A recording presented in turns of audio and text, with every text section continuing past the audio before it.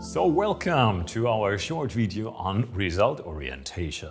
Why a video on result orientation? For sure, we are all in the management area result oriented. It might be more like a rhetorical question, or won't it? Why is that relevant? It is especially relevant if we look on the management with OKRs, but not just with OKRs. So in classical management, target setting for a whole year, or in classical project management, it's very important to be result-oriented. Why it is worth to do a video on that? It is a little bit about the kind of a human habit and human thinking. It's a constraint in human thinking that we love to jump from something that we like to achieve, let's say some increase in revenue, some process efficiency, some increased customer satisfaction, all things that might be worth to be an objective.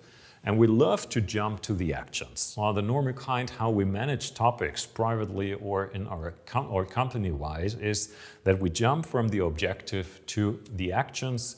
Let's say we want to increase the revenue and we immediately think about, yes, for sure, we have to rearrange the sales structure, we have to improve some sales process, and the key account management has to be adapted to the new customer structure, and so on and so forth. So we're thinking about actions and then start to arrange with those actions some kind of a plan, milestone, and then go for it. And then we do our status meetings, and in the status meetings, in our steerings, we report what of those actions have already been done, what we plan for the next week. We feel as human beings very comfortable with those actions, because we love to do things, move things forward, for sure, that is action related. But it is not result oriented.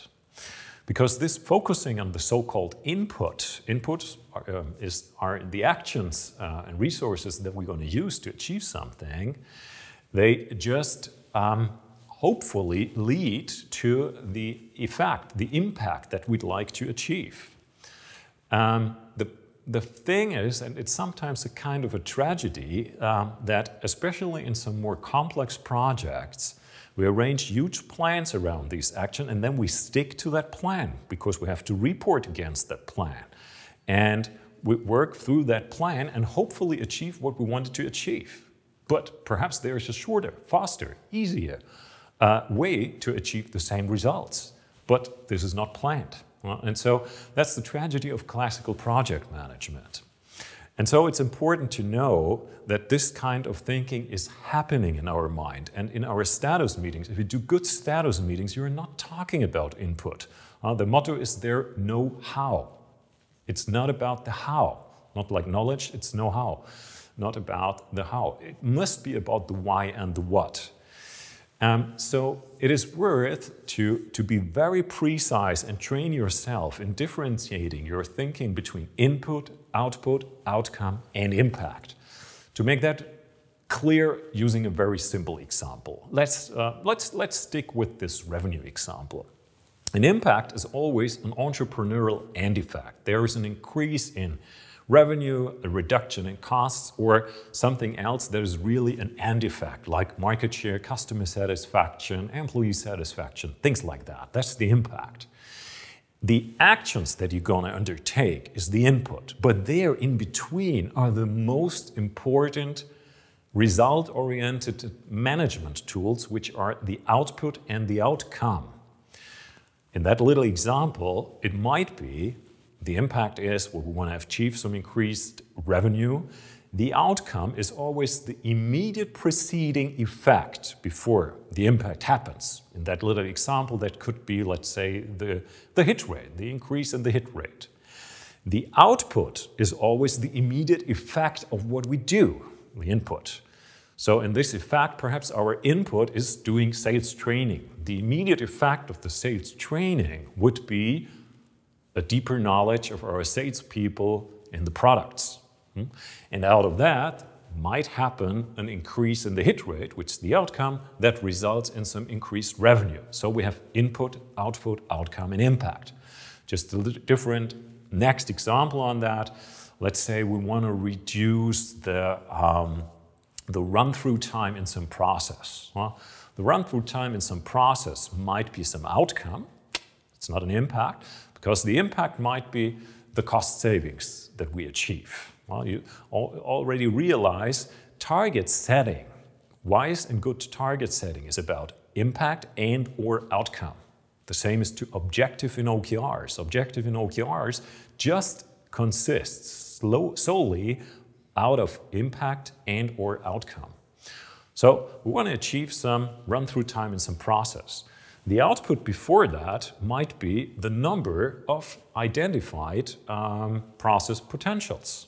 Another output could be the number of solved process potential, realized process potential, which would be already some outcome criteria. And the input might be things like process analysis, process designing, and things like that. So what I want to achieve is that you sharpen your thinking about being result-oriented in your status meetings. If OKRs, classical management, target review meetings, target setting meetings, train yourself, good targets, good objectives, good project objectives, even in classical project management, consist just out of outcome and impact. It's not result-oriented in terms of target setting, having some output in there.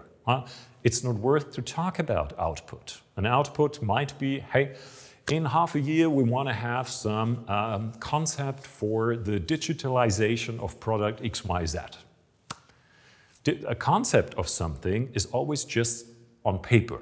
You can keep in mind, as a rule of thumb, everything that just exists on paper is always just an output, because it's the immediate effect of some action, which in that case might be some designing, analyzing, designing of some digitalization stuff for some product.